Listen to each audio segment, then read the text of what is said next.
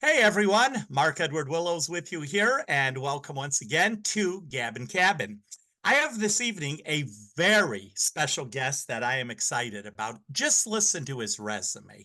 This is just briefly former writer at Paramount Pictures, former writer at 20th Century Fox Television, former box office at Roundabout Theater Company, former writer, producer at Sony Pictures Television, worked at the entertainment industry, and worked at Warner Brothers.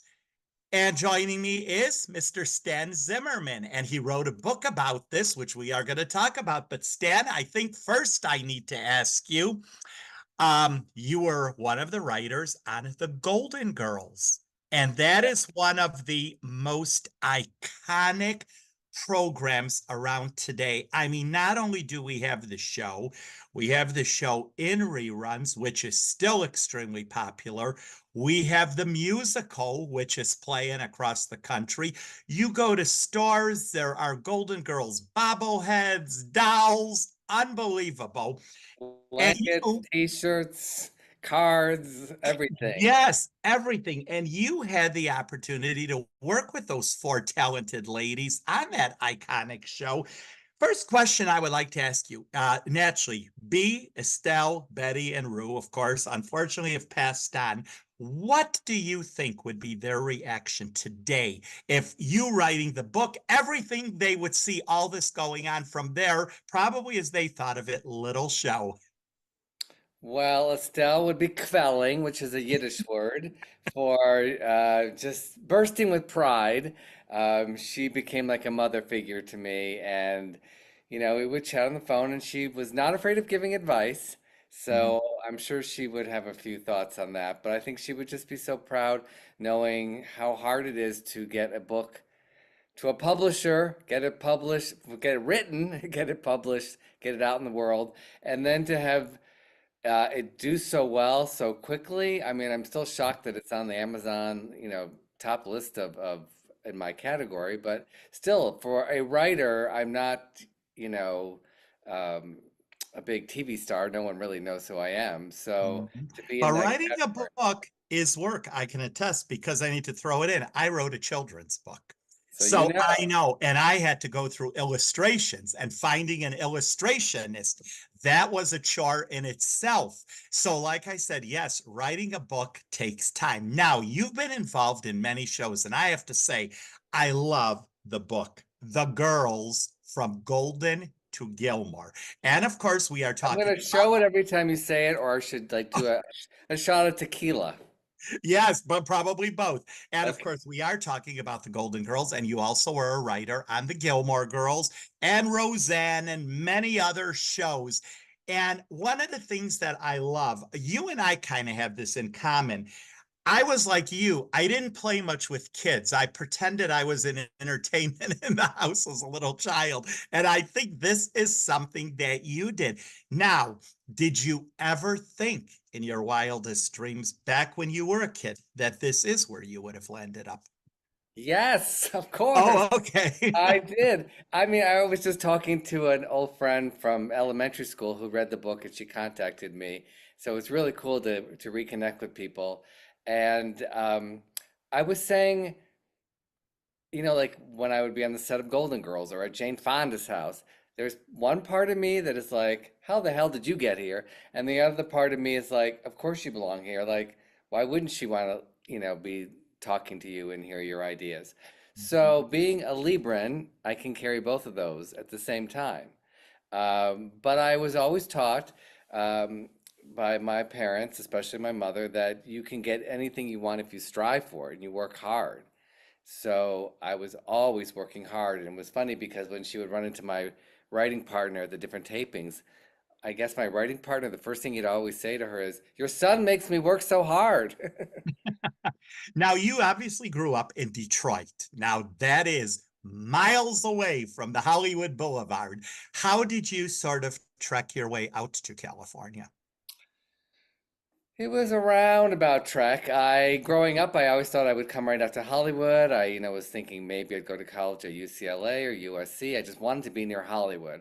And for our 13th birthday, our parents said, you can go anywhere in the world and we'll take you for, a couple day trip. Hmm. My brother picked Israel. Anywhere in the world, I picked Hollywood. And I just had to see it from my own two eyes. And I was very excited, obviously, being here. But then I went to a summer theater camp in Hampton, New Hampshire, and they said if you're serious about acting, you got to go to New York. Like that's just the place to go. Hmm. So suddenly my mind was like, oh, New York, yes, because I've been studying acting since the age of 7. I thought I was going to be an actor.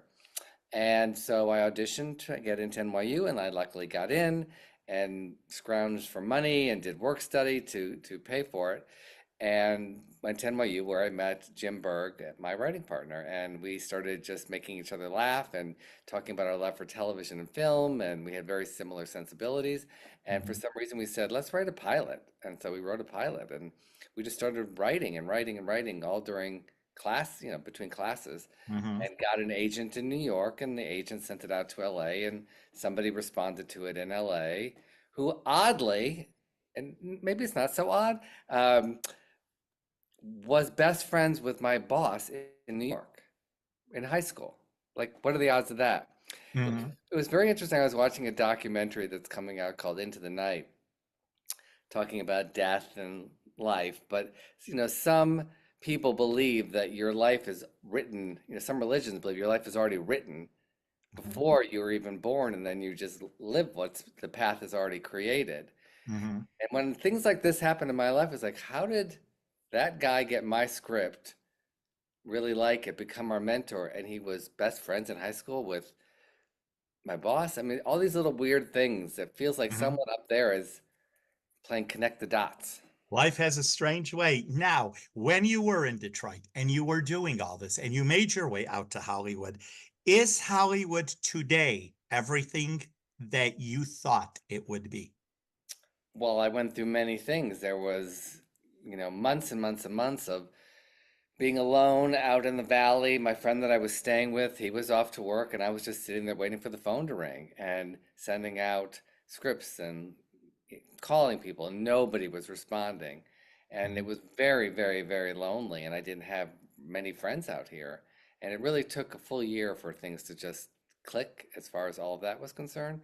Um, yes, I mean, I've gone through great experiences and I've gone through unemployment and, Mhm. not being asked back for certain jobs, of having disappointments of pilots that I made not going to series. Um, and, it's just picking yourself up and figuring out what the next step is or reinventing yourself, Mhm. which I've had to do Now, many times. what is the procedure for writing a script for the Golden Girls? Was it meeting with the creator? Did you meet with the 4 women? Did you meet with no one and you did this on your own? How did you create? How did you come up with plot lines and all? Because, like I said, the writing was brilliant. I mean, it's one of the most brilliant shows I have ever seen. So, how did that all happen? Well, it starts with a really brilliant pilot written by Susan Harris. Hmm. She created those characters. Then they cast 4 of the best women in comedy ever. Hmm. And then it's just the gods and goddesses came together and said, it's we're going to make a great show and great writing staff. And we were lucky to be there for season 1 of it. So we were asked to come in and pitch episodes before the show was even on the air. It had just been picked up. Um, Hmm. so we came in and pitched our little hearts out, and they didn't like any of them. And we were walking out the door, and I turned around and said, what about if Rose's mother came to visit? And they said, come back in and sit down. We wrote that as a freelance episode. And it's very hard on a series to get outside writers to write a good first draft. That's every writing staff loves a good first draft because then they can fix it, but just getting those words down. So we wrote a really good first draft and they brought us on staff. In between getting the job and writing, we would go to all the tapings. So Hmm. again, we were working hard and diligently studying those characters because nobody knew them. They were all fresh. we could watch the pilot, but then we wanted to see in the first, second, or third episode where they were going, and keep that rhythm and that very specific dialogue. Mhm. Now, when they cast the four brilliant ladies, what was your first thought when you saw B. Arthur, Estelle Getty, Betty White, Rue McClanahan? Because remember, they're the women that are going to bring your words to life. So, what was your reaction when they picked the four? Well, I wasn't there when they cast the pilot, so we were not involved in the pilot. We were only Mhm. involved once the series got picked up. So the pilot was probably done early of that year, like probably January, February, and then they make their decision in May. I'm trying to think like when I knew. I mean, I must have heard of the show and the actors in it. Well, and then we went and watched the pilot. Um, and then obviously I knew those actresses. I had, grown up with Maude, and Rue McClanahan was on Maude, and I knew Betty White as Sue Ann Niven on the Mary Tyler Moore Show. And my writing partner and I had just seen Estelle Getty, I think a year earlier on Broadway, in Torch Song Trilogy. So I knew all of them. I knew their voices, and we couldn't believe we were writing for them. But conventional wisdom at that time was there's no way in hell that a show about four older women was going to be popular. Mhm. So I Who would think have thought, huh? who would have thought? Here we are talking about it 5 billion years later. Everybody knew that it was funny. They were funny, but who's going to watch that? That's what they thought. So people kind of like, okay, put on Saturday night, whatever. Um, and it became a cultural phenomenon. Yes, and on a Saturday night, which is, the time slot where everybody is going out on a Saturday night, this show made people stay home and watch it. And it was just completely unbelievable. Now, Stan, I want to talk. You also have written for the Gilmore Girls and Roseanne. So, how did all of that come about? I mean, you were one busy guy. Well, this was over many years. So we got, very popular, obviously, after Golden Girls and that Mhm. credit. We went into development with a company called Lorimar that was mostly known for Dallas and Knots Landing, and they Yes. wanted to break into half hours. Um, so they had us on a deal to come up with shows. We were offered the first season of Roseanne, and we turned it down because at that time, Laurie Metcalf and John Goodman were not attached to it. I Mhm. loved Roseanne. I always thought she would make a great lead of a sitcom. Um, but at that point, they were saying you have to commit to 7 years of your life without really any show to look at. So we were Mhm. a little hesitant. Do we give up creating our own shows or stick with that? So we stuck with that.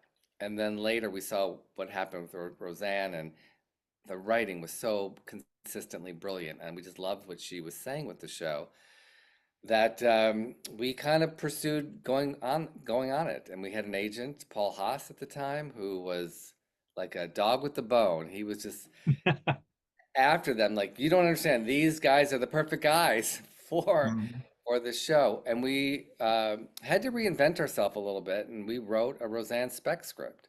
And normally, a spec script of a show, you don't get on that show because there's Mhm. no way you can know the show backwards and forwards the way the writing staff was. But for some reason, they really liked what we had written, and we went in for an interview. And Jim was very spiritual, and he brought a crystal. We had to go to Roseanne and Tom Arnold's house, and we said we're just going to leave the crystal somewhere in the house as a good luck thing. So we would leave the house, and we were just so petrified. We never saw Roseanne. We only saw Tom Arnold. And then Jim said, "I still have the crystal. I forgot to put it in the house." I'm Oh. like, "You idiot!" So we snuck around. I'm sure there were cameras, and we threw it over the fence. It worked. We got the job. Now, when you write an episode of a show, how long does it take to do that 1/2 hour sitcom? Is it weeks of planning, days, hours? How long does it take? It depends how long you have. If you Mhm. have 2 hours, you're going to write in 2 hours. Mhm. Normally, they like to give a little time for you to write a first draft, and then you give the first draft in. Sometimes the showrunner will take that draft and just, do their own thing to it, or what they do, what's called a table, meaning everybody on staff reads it, and we sit around a table and we fix it. If they Mhm. have time, you'll go off and do a second draft. They'll give you notes, and you'll do the second draft. And Mhm. then sometimes. we've been in situations where we don't have time, and it's every writer takes a scene and we Hmm. throw it all together. So Hmm. that's the crazy life of writing for a multicam show. You have from Monday from the table read till Friday when you're shooting it. There's no Hmm. extra time. Nobody's paying for that time. You've Yeah. got to figure And it out. yeah. And you have been involved, Stan, with three of the most iconic shows in history. I mean, how often does that happen to writers? I mean, you are really lucky. Think about it. I mean, these are all Doesn't big shows. happen. And I always remember I don't know if it was a radio or TV show, but I remember Rue McClanahan saying how she called B. Arthur because B did not want to do the show at first. And Rue had the script and said to her, B, you need to read this script. This is the best thing you have ever seen. And boy, did it ever work, because I would think B. Arthur would be very hard to convince to do a show. I mean, it had to be spectacular for her to come on it. To do anything. And I have to commend all four of those ladies. You go back and you watch pretty much any TV interview they give, they always credit the writing. They take Hmm. spotlight away from themselves and they say the writing. And I've been on many shows, as you know. I've never had actors be focused on thanking us for that because, we're never seen except for, shows like this now with podcasts. You can Hmm. have a face to the writers, but that's why I love going to the different the Golden Fans at Sea, which is a Golden Girls cruise, which I'll be on Yes. next March, which out of Fort Lauderdale. I'm so excited. I've never been to Fort Lauderdale. I've been on a few past cruises and they're fantastic. There's been a Golden Convention, and that was really fun in Now, Chicago. what will be a Golden Girls cruise? Will someone be imitating the Golden Girls? Will they be showing the shows? What will that be? I will not be imitating them, although I do a really mean Blanche. Um, they've had Melinda McClanahan, who's Ruth's sister, was on. Hmm. They've had the Golden Gays, which is a drag group that does musical numbers and Hmm. contests and shows as the characters. They've had different panelists. Jim Colucci, who wrote a really great book on Golden Girls. Um, so there, many people have Hmm. been on it. Okay, now we need to talk about the book. All the writing you have done, you would think you'd be burnt out from writing. Now you went and wrote a book. So how did that come about? Is it just Now something I'm burnt out. Now yes, I is it because obviously the book is about you, your life, your career, as opposed to writing a script. am. So, well, how did it come about? It's just something you wanted to do? I talked about it to answer that question I would always get. How could a guy, and at that point a young guy, write for those older women? Hmm. Why do you keep writing for women? And so I wanted to answer that question, and I wanted to celebrate all the wonderful women that have been in my life and that I've gotten to write for. And really, it's a Valentine's to them. Um, and not knowing what the end of the book would be, but it ended up being the death of my mother. Hmm. I also decided to use journal entries. I've been keeping journals since college, and I kept a lot of journals and a lot of writing during all those shows and all the ups and downs and the fears. And are we going to get fired? Oh my Hmm. God, we were in an elevator with B. Arthur. What do we do? What do we say? Don't say anything. Um, and so I put the journal entries in, and then I could comment on that was what I thought as a young person. Here I am, somewhat wiser, definitely older, and have that juxtaposition. I thought that was really interesting. And it gives it a quality like, we were just hanging out, having coffee or a glass of rosé and telling Hmm. stories. Hmm. Now, your thoughts on television today as opposed to the 80s. What do you think? That's the end of the question. My thoughts. I love television. I was obsessed as a kid. In junior high, I went to the school newspaper and I said, I think you need a TV column in the paper. They didn't, Hmm. but I wanted to write about television, the different genres of television, or little Hmm. reviews, or give heads up if something interesting was coming on television. So I've been just obsessed and studying television from a young age. I think it's in a really interesting period. I love one of my friends from NYU days, Michael Engler, is producing and directing The Gilded Age, and with a cast of every Broadway actor ever. And I feel like that's really, really interesting to watch. Mhm. I just think, I mean, I loved girls. I wish I could have written for girls and I could have gone Golden to Gilmore to Girls. So I think we're in a really interesting period, and it's not in the days anymore of you had three networks and that's it, and then we had four Right.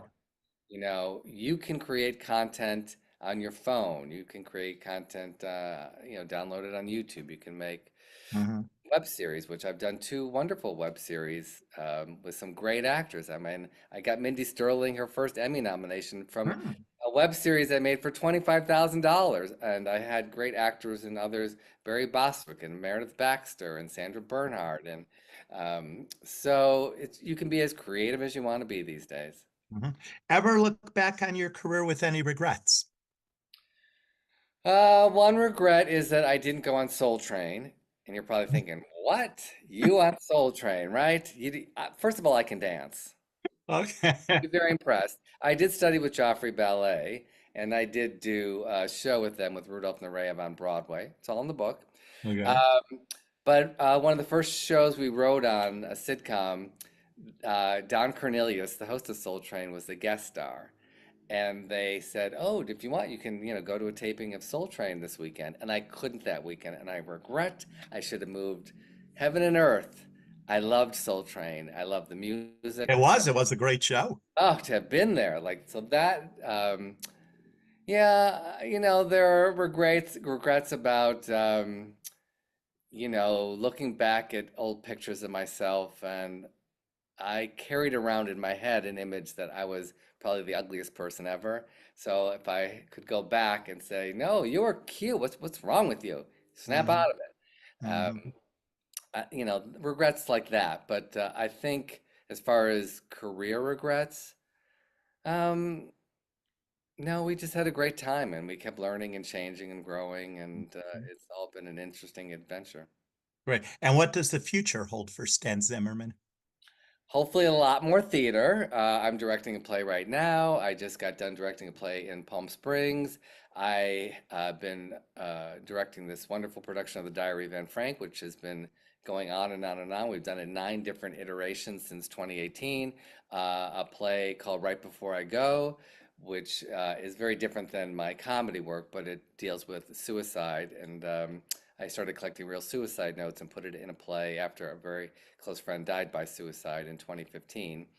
And I've been performing it all over the United States, sometimes with celebrities and wonderful actors like Vanessa Williams and Virginia Madsen, and a lot of times with new actors in different cities and states like Alabama. And I just came back and did it in Austin, Texas.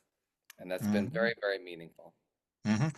Well, finally, we're just about out of time. Once again, hold it up. The Girls from Golden to Gilmore by Stan Zimmerman. And Stan, tell everyone, where's the book available? If they want it, where do they purchase it? Oh my gosh, you can get it at Amazon, Goodreads. Just Google Stan Zimmerman and the girls, and you'll find it, and or support your local bookstores and ask for it. And hopefully, I can come to your town and sign them. I love meeting people, and Mhm. it would be really cool to pe meet people face to face